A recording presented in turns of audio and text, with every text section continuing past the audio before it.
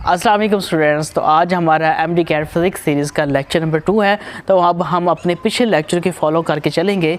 जैसा कि मैंने आपको पिछले लेक्चर में बताया था कि जितनी भी ड्राइव्ड फिज़िकल क्वांटिटीज़ हैं वो सारी की सारी बेस क्वांटिटीज़ से मिलकर बनती हैं। तो मैंने सोचा आपको कुछ यहाँ पे एग्जांपल्स दे दूँ, आपको मेथड्स बता दूँ कि कैसे पता चलेगा कोई ड्राइव क्वांटिटी कितनी बेस फिज़िकल क्वांटिटी से मिलकर बनी है।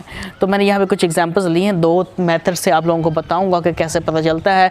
बाकी प्रैक्टिस फिर आप लोगों ने खुद करनी है। अगर आप लोगों से ना हुए तो फिर मैं आपके लिए हाजिर हूँ, मैं आपके लिए प्रॉब्लम सॉल्व करवा दूँगा। चलते हैं अपने लेक्चर की तरफ। तो मैंने यहाँ पर कुछ ड्राइव क्वान्टिटीज़ लिखी हुई हैं, जैसे वेलोसिटी है। अब देखिए वेलोसिटी का फार्मूला क्या है, डिस्प्लेसमेंट बटा टाइम। तो इसके फार्मूले से हमें पता चल जाएगा, जैसे आपको लास्ट लेक्चर में बताया था कि डिस्प्लेसमेंट आपके पास लेंथ है और टाइम ही है। तो आपके पास 2 इसमें बेस क्वांटिटीज़ हैं, ड्राइव क्वांटिटीज़ 2 बेस क्वांटिटी से मिलकर बनी है, लेंथ और टाइम। तो चलते हैं एक्सेलेरेशन की तरफ। तो एक्सेलेरेशन आपके पास वेलोसिटी बटा टाइम होता है। तो वेलोसिटी आपको पता है, इसमें लेंथ है डिस्प्लेसमेंट, और अगेन टाइम आ गया, 2 दफ़ा आ गया लेकिन आपने 1 दफ़ा ही काउंट करना है। तो इसमें भी 2 बेस क्वांटिटी इस्तेमाल हुई हैं, लेंथ और टाइम। तो नेक्स्ट चलें फोर्स का मैंने ये फार्मूला लगाया है, और भी काफ़ी सारे फार्मूलाज हैं लेकिन एंड रिज़ल्ट आपके पास यही निकलेगा, ma। तो मैं इसमें एक मास है, तो ये तो डेफिनेटली बेस क्वांटिटी आपके पास है, मास आ गया एक आपके पास।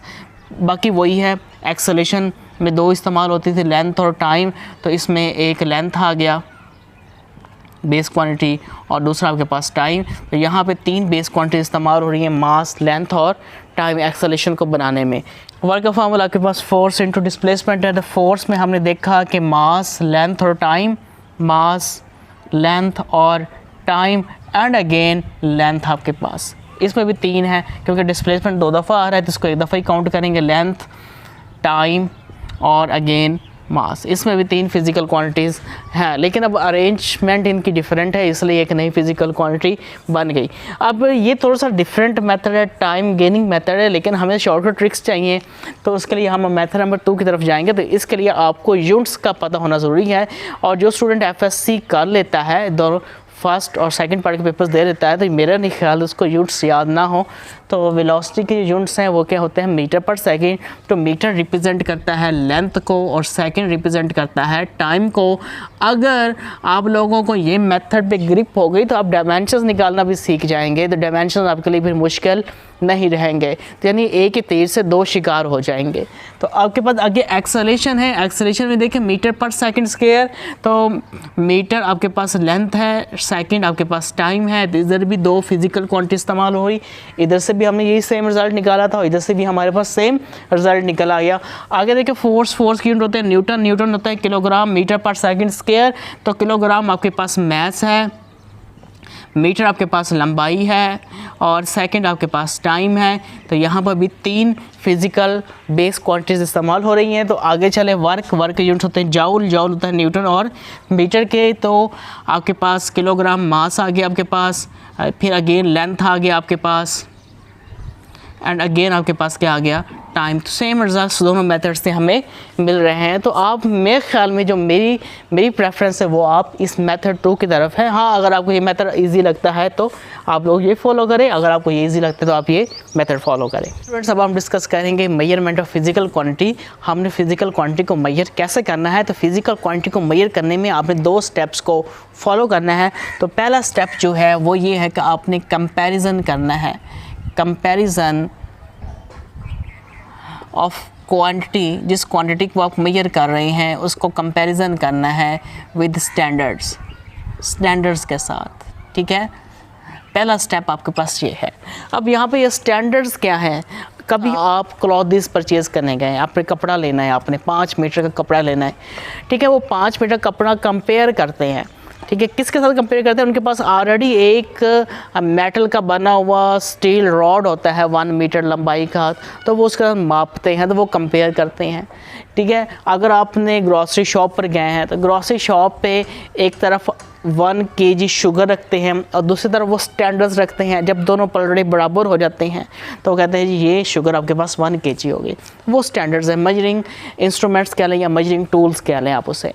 तो जो बेहतर आइडियल स्टैंडर्ड होता है ना, अब यहाँ पे हम लिखते हैं आइडियल स्टैंडर्ड कौन सा होगा। आइडियल स्टैंडर्ड्स, हमारे पास जो सबसे बेहतर स्टैंडर्ड्स होते हैं उन्हें हम कहेंगे आइडियल स्टैंडर्ड्स। आइडियल स्टैंडर्ड्स दो तरह के होने चाहिए, ये असेसिबल होना चाहिए और दूसरा इनवेरिएबल होना चाहिए। असेसिबल का मतलब ये है कि आपकी पहुंच में हो, सस्ता हो, यही ना हो कि आप उसे परचेज ही ना कर सके। और इनवेरिएबल का मतलब क्या है, मौसमी हालात या इन्वायरमेंटल इफेक्ट से उसमें अंदर तब्दीली ना हो, कमी या पेशी नहीं होनी चाहिए।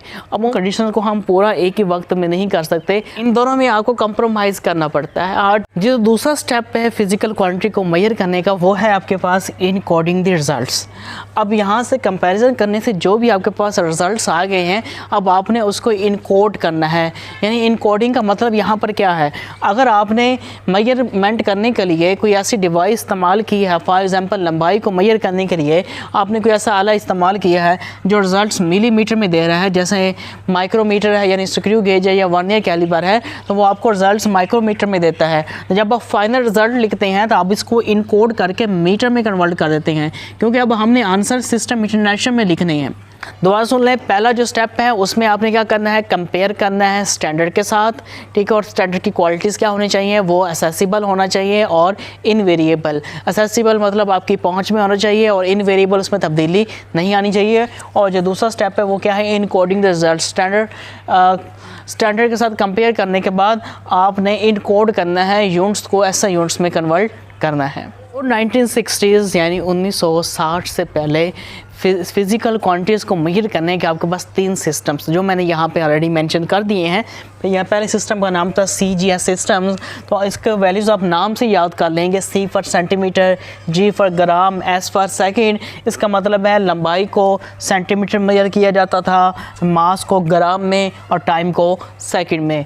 उसके बाद जो सिस्टम था उसे कहते हैं MKS। इसमें M for metre, K for kilogram, S for second, यानी लंबाई को मीटर में मेजर किया जाता था, मास को ग्राम में और टाइम को सेकंड में। तो नेक्स्ट देखिए आपके पास FPS सिस्टम था।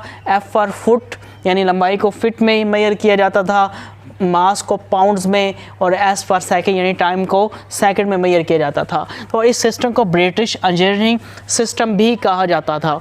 1960s एक मीटिंग कंडक्ट हुई वेट्स और मेजर्स के ऊपर। उसमें यह डिसाइड किया गया कि अब हमने एक ही सिस्टम इंटरनेशनली यूज़ करना है। तो सिस्टम का नाम रखा गया SI यानी सिस्टम इंटरनेशनल। और इसमें 3 तरह के यूनिट्स मौजूद हैं इस सिस्टम में, base units, drive units, supplementary units.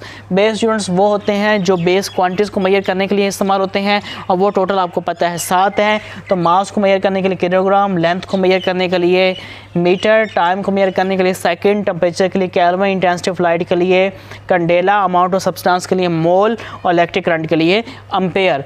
इसी तरह नेक्स्ट आपके पास ड्राइव यूनिट्स है। ड्राइव यूनिट्स ड्राइव क्वांटिटीज़ को मेजर करने के इस्तेमाल होते हैं और ये बेशुमार है। जिस तरह ड्राइव क्वांटिटीज़ बेस क्वांटिटी से मिलकर बनी होती हैं, इस तरह ही ड्राइव यूनिट्स भी सारे के सारे बेस यूनिट से मिलकर बने होते हैं। तो कुछ मैंने एग्जांपल लिख दी है यहाँ पे, जैसे वेलोसिटी मीटर पर सेकंड है, एक्सेलरेशन मीटर पर सेकंड स्क्वायर है, फोर्स न्यूटन है, वर्क जाउल है जो न्यूटन मीटर के इक्वल होता है। इसके अलावा पावर वाट आ जाता है।